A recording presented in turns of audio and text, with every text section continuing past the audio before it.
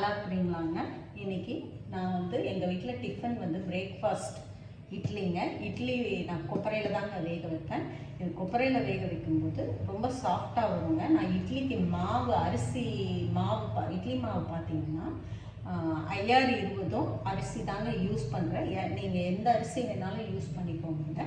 And உளுந்து பார்த்தீங்கன்னா 4க்கு 1ங்க. அரிசி 4 டம்ளர் எடுத்திங்கன்னா உளுந்து 1 டம்ளர் எடுத்துக்கோங்க. உளுந்தில் வந்து கொஞ்சம் வெந்தயம் போட்டு ஊற வச்சுருந்தேங்க. முதல் நாள் நைட் ஊற வச்சுட்டு காலையில் எழுந்திரிச்சு நீங்கள் இதை வந்து அரைச்சி வச்சுட்டிங்கன்னா அந்த நாள் அரைக்கிற நாள் காலையில் எடுத்து அரைக்கிறீங்களா அன்றைக்கி நைட்டில் மாவு நல்லா பொங்கி வருங்க.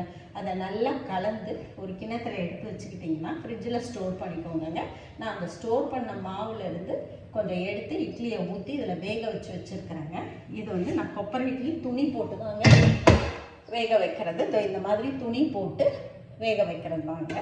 இதை வந்து நம்ம அது கொப்பரையில் வேக வைக்கிறது பார்த்தீங்கன்னா அவ்வளோ சாஃப்டாக இருக்குங்க. இட்லி அப்படியே எடுக்கும் போதும் இந்த சாஃப்ட்னஸ் வந்து வருங்க. நம்மளுக்கு அந்த எண்ணெய் தேய்ச்சி போடுறதுல இந்த அளவு சாஃப்ட்னஸ் வராதுங்க.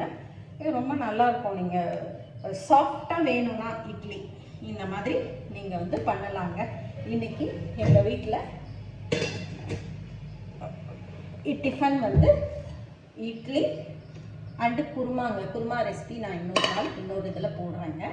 அண்டு இது புதினா சட்னிங்க. இன்றைக்கி இதுதாங்க எங்கள் வீட்டு டிஃபன்.